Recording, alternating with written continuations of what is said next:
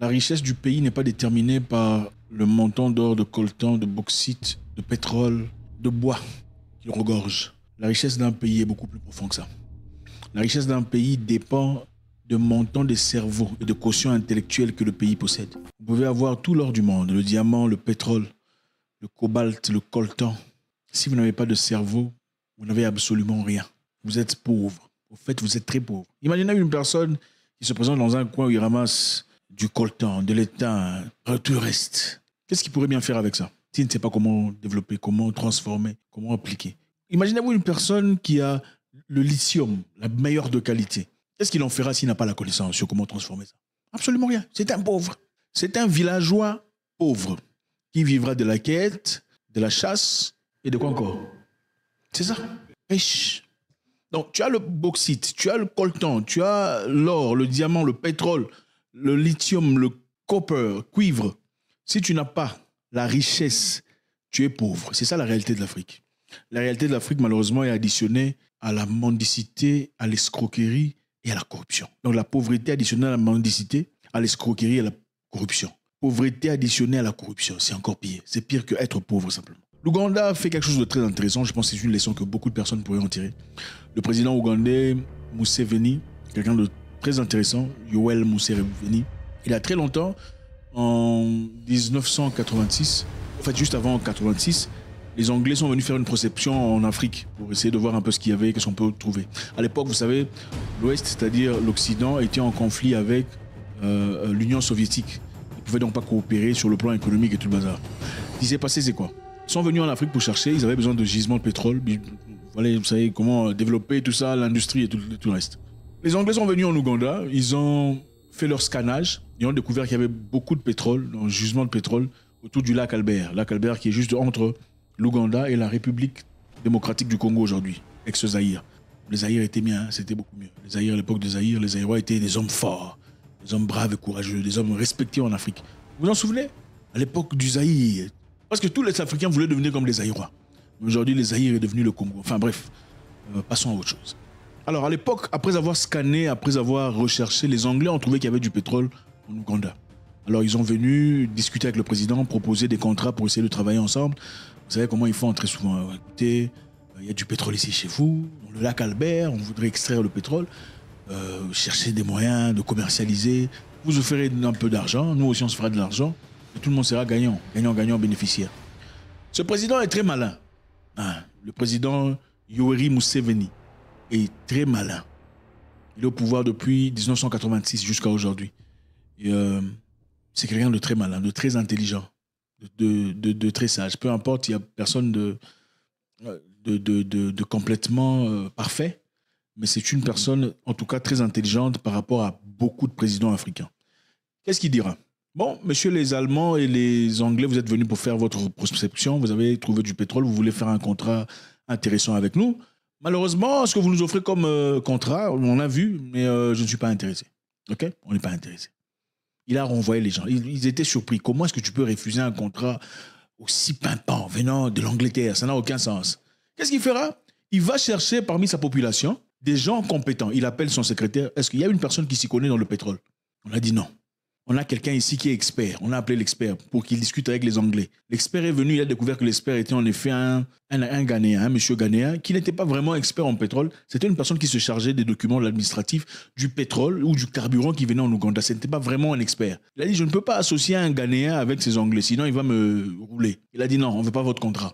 Gardez le contrat. Ensuite, il a demandé, allez me chercher des Ougandais autochtones qui ont des diplômes en chimie, diplôme en géologie, diplômés en physique. On est parti chercher des Ougandais qui ont ces diplômes. Ils sont venus, réunis, on a fait une sélection très rapide.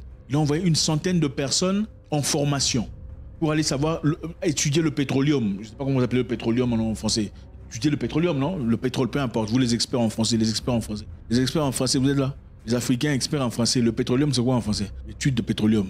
Les Africains experts en français. Les Africains vont en Europe pour devenir experts en français. Pas experts en chimie ou en mathématiques appliqués ou experts en comment construire l'industrie, mais experts en français. Bon, bref, rentrons. C'est-à-dire, ils ont envoyé ses compatriotes aller faire une formation approfondie d'expertise en pétroleum. Donc le monsieur a calculé, il a raisonné, il a réfléchi. On ne peut pas discuter avec des gens ne connaissant pas la matière. On a besoin de gens autochtones qui veulent notre intérêt, qui sont là pour nous, qui ne vont pas nous trahir, mais qui connaissent la matière. Parce que comment tu vas discuter sur un truc, une histoire, une richesse que tu ne comprends pas? C'est comme ça que beaucoup de gens font dans des pays ici africains. Vous allez discuter avec les Blancs qui comprennent tout à fait ce que vous avez. Vous vendez ça à des prix dérisoires. Finalement, ils se font des bénéfices comme pas incroyables. Autant vous auriez pu faire de bénéfices pour votre pays. Ils ont envoyé ces jeunes hommes pour aller faire cette formation. Ces jeunes hommes sont rentrés quelques temps plus tard. Arrivé quelques temps plus tard, le président ougandais a appelé Shell pour dire bon, venez maintenant, nous avons des gens assez outillés. Quelques années plus tard, on va discuter sur l'histoire du pétrole, comment on va négocier. Les Anglais disent non, non, ah non, non, non. Au fait, on a découvert qu'on s'était trompé, hein, il n'y a pas de pétrole chez vous. On a découvert qu'on s'était trompé. Il a dit mais c'est pas possible. C'est bien vous qui m'avez appelé.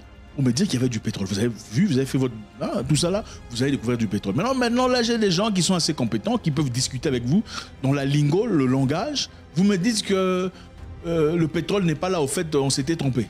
Ah, non, bon, dans ce cas, il n'y a pas de souci. En réalité, Shell avait déjà à l'époque commencé ses transactions avec l'Union soviétique qui s'était séparée. Donc l'Union soviétique n'était plus l'Union soviétique. Les pays se sont séparés. Ils pouvaient désormais commencer à aller chercher le pétrole en Europe de l'Est, sans difficulté. Donc il n'avait, dans ce cas, plus nécessairement besoin de l'Ouganda pour produire son pétrole. Le président a dit à ses compatriotes, les amis, ce n'est pas grave, vous êtes partis vous former, non?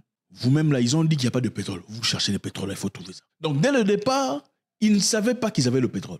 Ce sont les Anglais qui ont dit que vous avez du pétrole. Quand il a appris ça, il a dit, ok, on a besoin de gens qui s'y connaissent dans le pétrole. On a cherché, on n'en a pas trouvé. Il a pris des gens intelligents, les a envoyés en formation pour comprendre comment le pétroleum fonctionne. Les engins, les profondeurs, cruster, lustrer, comprendre la science de l'histoire même.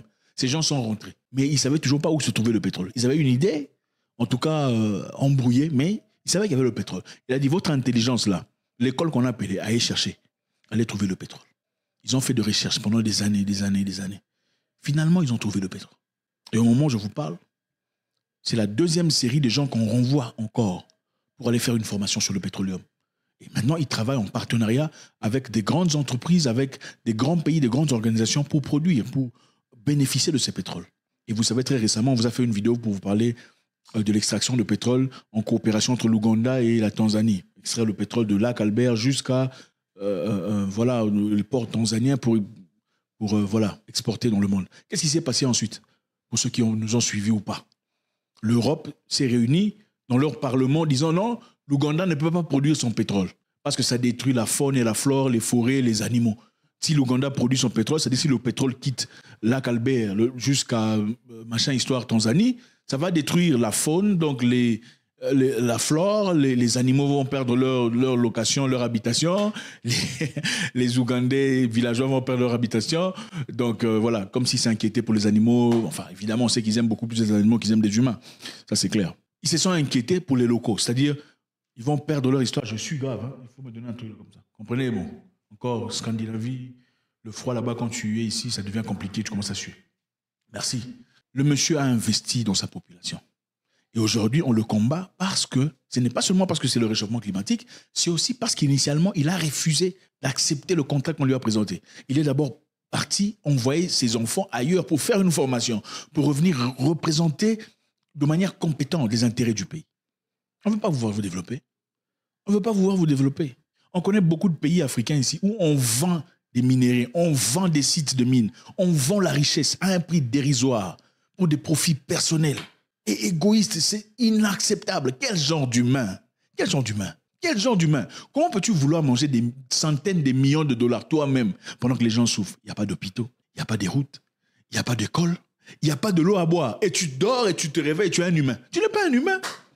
Tu n'es pas un humain. Quand je dis qu'il y a beaucoup de gens qui ne sont pas des humains, vous pensez qu'on est... Il y a beaucoup de gens, ils ont tête, bras, jambes, mais c'est un chien. Costume, cravate, mais c'est un crapaud. Oui, regardez les gens même sur Twitter. Les insultes qu'il profère. Cliquez sur son profil, regardez. Chemise, costume, cravate. Tu dis, mais c'est un crapaud dans la cravate. L'ennemi numéro un de l'Africain, c'est qui? C'est celui-là qui ouvre le porte aux étrangers pour assujettir son frère. Pendant que lui, il mange le riz, il mange les spaghettis. Pendant que lui profite avec il achète de Lancôme, le parfum, tout ça, business class. Donc, pendant que lui, il sirote du champagne, peu importe ce que vous traversez, qu'il n'y ait pas d'hôpital, qu'il n'y ait pas tout ça, pour lui, la vie va bien. La politique est bonne. C'est inacceptable. Et tout ça se passe parce qu'il n'y a pas de conséquences. Parce que toutes ces personnes qui profitent de ces éléments, de ces vols, de cette paupérisation générale du peuple, sont des gens qui ne subissent aucune conséquence. Il n'y a pas de conséquences par rapport à ça. C'est-à-dire, ils n'ont pas peur. Ils savent qu'ils peuvent faire ça. Personne ne viendra l'inquiéter. Sa famille ne sera pas inquiétée. Ses proches ne seront pas inquiétés. Il faut commencer à inquiéter ces gens. Oui. On ne vous dit pas de tuer, hein. Il faut seulement commencer à inquiéter. Quand ils sont inquiets, ils ne peuvent pas faire de bêtises. Je vous l'ai dit dans le passé. Si seulement en Afrique, il y avait des gens qui avaient la mentalité, je ne soutiens pas, je ne soutiens pas les explosions, tout ça. Ces gens-là qui se... Si seulement en Afrique, il y avait cette mentalité-là, hein, que tu fais une bêtise, tu voles l'argent du gouvernement, quelqu'un vient t'inquiéter dans ta porte, comme on le fait là-bas. Ils n'ont pas besoin de fusil. Mais ça, vous comprenez ce que je dis. Il n'y aurait pas de dictature comme vous le connaissez. S'il y avait des répercussions physiques, aux politiciens volaient l'argent qui était prévu pour construire une école, aux politiciens volaient l'argent prévu pour construire l'hôpital, le politicien a vendu 1000 et il vit. Ici, il y avait des gens pour venir l'inquiéter. On ne parle pas de la justice. Il n'y aurait pas ces histoires. Je ne suis encore pas en train d'apprendre d'aller faire du mal. On est en train de réfléchir. C'est-à-dire, le président ougandais a fait quelque chose de très intéressant. Il a investi dans sa population, investi dans la nature. L'avenir, c'est l'intelligence, c'est cette richesse. Ce n'est pas l'or, le diamant, tout ça. L'or et le diamant n'est pas intarissable. Ce n'est pas infinissable. Hein? Le cuivre, ce n'est pas infinissable. Ce n'est pas intarissable. Il y en a maintenant, il faut acheter 2 climatiseurs, celui-là ne fonctionne pas. À un moment donné, si vous puisez, ça va finir. C'est ça la vérité. C'est-à-dire, investissez dans l'homme, investissez dans l'Africain, envoyez des gens en formation, envoyez des gens à l'école, étudier, comprendre. En plus de la connaissance scientifique, formez les gens sur le plan moral. Il n'y a pas de bonne moralité, de bonnes valeurs. Les gens qui combattent pour le patriotisme du pays, très rares sont ces pays-là, qui sont patriotes. C'est-à-dire l'intérêt de tout le monde avant l'intérêt personnel. Des gens qui ne voleraient pas, qui n'iraient pas à côté contre leurs propres valeurs pour des bénéfices personnels. C'est-à-dire des gens qui sont là pour favoriser leurs frères, pour scruter toutes les personnes. Tu es Libanais, Pakistanais, Indien, tu viens pour tes entreprises. On va te scruter comme tout le monde. Pas que, prends ici comme ça, non.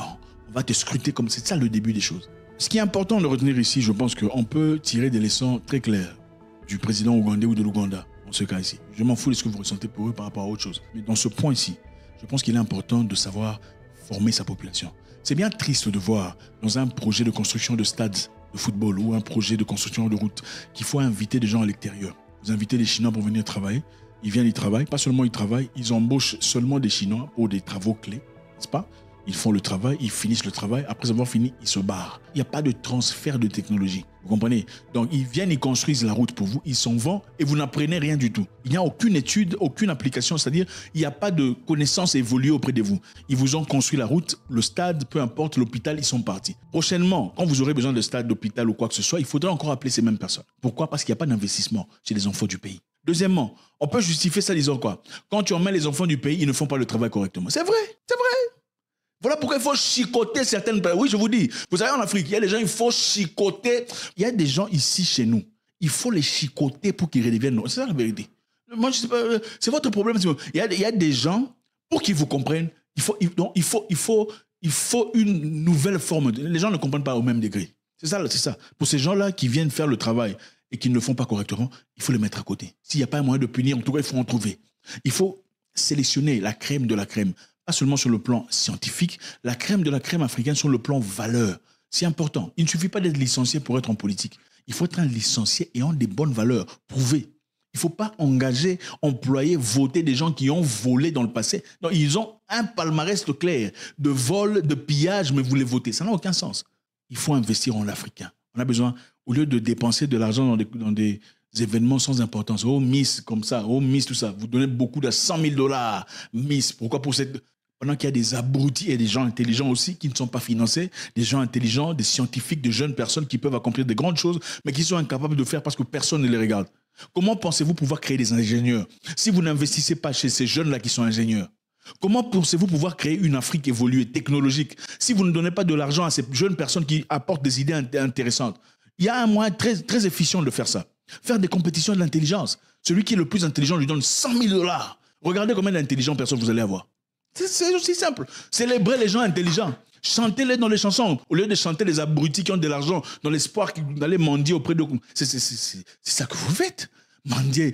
Oh, Gérard Mukumbulu. Oh, Jean-Luc Lubusalo. Pourquoi? Parce que Jean-Luc Lubusalo et Gérard Mukumbulu sont des gens qui ont de l'argent. C'est un investissement pour vous. Au fait, vous chantez ces personnes abruties quelquefois qui n'ont absolument rien à offrir à part de l'argent, dans l'espoir qu'un jour vous les rencontrez, on vous donne de l'argent aussi comme un mendiant. C'est ça la mendicité. C'est ça la mendicité.